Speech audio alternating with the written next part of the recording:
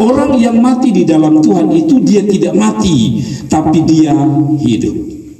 Jadi orang percaya itu kelihatannya secara fisik tidur di sana, Intan tidur di situ, jasadnya ada di situ, tapi menurut ayat 25 Intan hidup. Karena Intan percaya pada Tuhan, maka malam ini atau hari ini, tepatnya tadi jam 4 pagi, anak kita bernama Intan hidup. Bapak Ibu saudara-saudara, yang penting kita percaya kepada Tuhan, maka waktu kita mati kita hidup. Nah, mari saya jelaskan Bapak Ibu tentang kematian bagi orang percaya, makna kematian orang percaya, atau kematian bagi orang percaya dan kematian bagi orang yang tidak percaya. Bapak Mama dengar baik-baik, dengar baik-baik penjelasan saya. Jadi orang yang mati di dalam Tuhan malam hari ini dia hidup. Itu sebabnya ayat 26 dikatakan, dan setiap orang yang hidup yang percaya kepada maksudnya percaya pada Tuhan Yesus tidak akan mati selama-lamanya. Nah, saya coba jelaskan begini Bapak Ibu Saudara. Bapak Ibu perhatikan saya khusus keluarga besar Sidleloi Moi.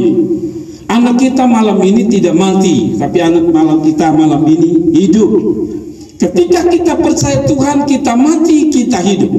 Saya mau menjelaskan dulu tentang arti mati dan arti hidup. Kalau kita mendefinisikan mati, itu artinya orang sudah tidak bernapas, tidak bisa berbuat apa-apa. Maka orang hidup terbalik, dia masih bisa bernapas dan masih bisa melakukan sesuatu. Kalau begitu, kalau kita definisikan dari sisi iman dari ayat ini, maka secara fisik dia tidak bernapas, dia sudah mati, Intan. Tetapi dalam iman kita sedang melihat ada satu kehidupan, yaitu hidup yang kekal. Maksud saya begini Bapak Ibu Saudara, saya mau coba jelaskan dengan sederhana begini.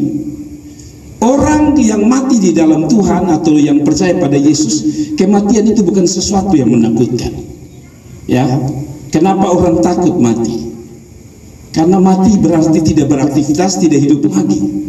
Padahal sisi Alkitab mengatakan orang yang mati itu hidup. Jadi kita bikin kesimpulan dulu sama-sama.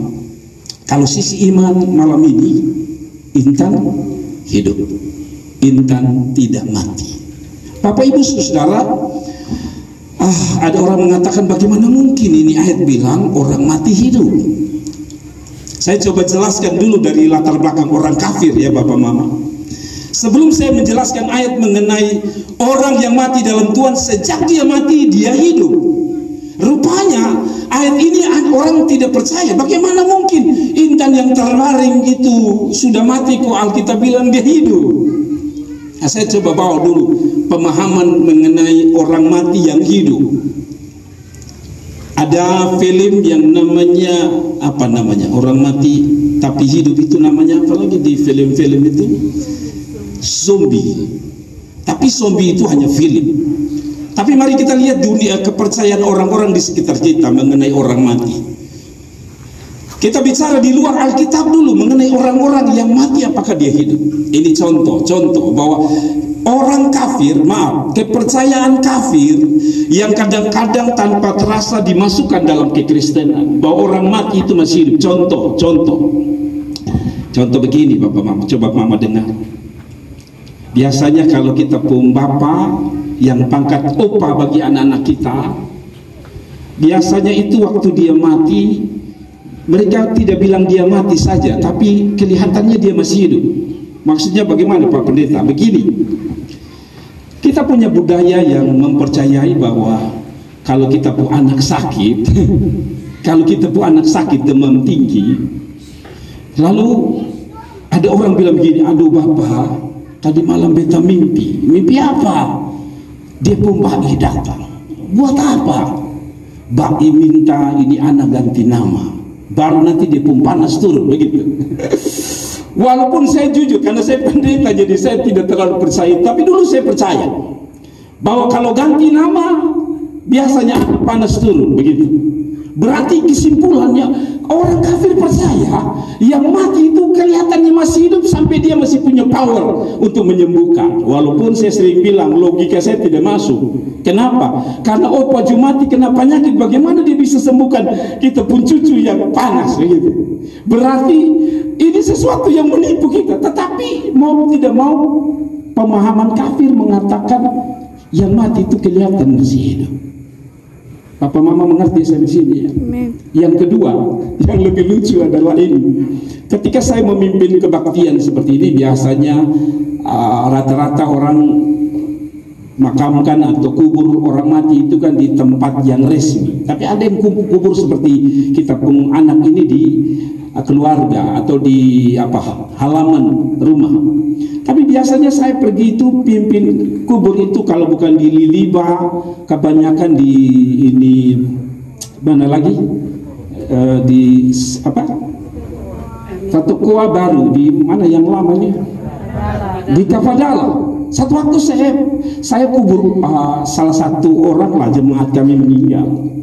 Dan ketika saya pimpin orang meninggal, Bapak Ibu tahu, saya lucu karena ada orang jalan di samping saya. Kebetulan di samping kubur itu lubang, sudah lubang, mungkin karena sulap. Ketika saya sedang pimpin, saya lihat ada satu mama-mama lewat itu kubur sambil bilang begini, permisi. Ya, ini menarik untuk saya karena dia bilang begini, permisi. Lalu saya lihat kiri kanan tidak ada orang. Dia pulang lagi, permisi, tolong lewat. Karena dia mau pergi, lihat saya memakamkan jenazah itu. Lalu saya tarik kesimpulan, dia sedang permisi dengan yang mati itu. Kenapa minta permisi? Karena dia merasa bahwa orang yang mati ini masih hidup. Saya juga kecil-kecil punya pemahaman itu. Kebetulan tetangga kami itu, mereka punya jenazah orang mati juga dikubur di depan pagar begini. Biasa kami selesai main bola, biasa kami jalan di atas tembok keluarga ini. Dan satu waktu teman saya jatuh dari tembok. Lalu teman-teman saya bilang begini, tadi lu jalan lu permisi Sone, karena kami tidak tahu. Lalu teman saya bilang, tidak, ku permisi dia siapa, tidak ada orang. Di bawah pagar itu ada orang mati di situ. Lu permisi tidak? Dia bilang tidak. Oh pantas lu jatuh. Mengerti ya? Saya coba bawa begini, dunia kafir mempercayai bahwa orang mati itu punya kuasa, sampai tidak minta permisi juga jatuh. Walaupun saya bilang orang mati itu waktu saudara permisi itu, pernahkah orang mati jawab saudara? Waktu saudara bilang permisi, bapak yang sumati, adakah orang yang mati bilang gini, shalom, ya lewat sah. Maka pasti kita lari. Saya coba bawa dunia kafir saja mempercayai bahwa orang yang sumati itu kelihatan punya kuasa.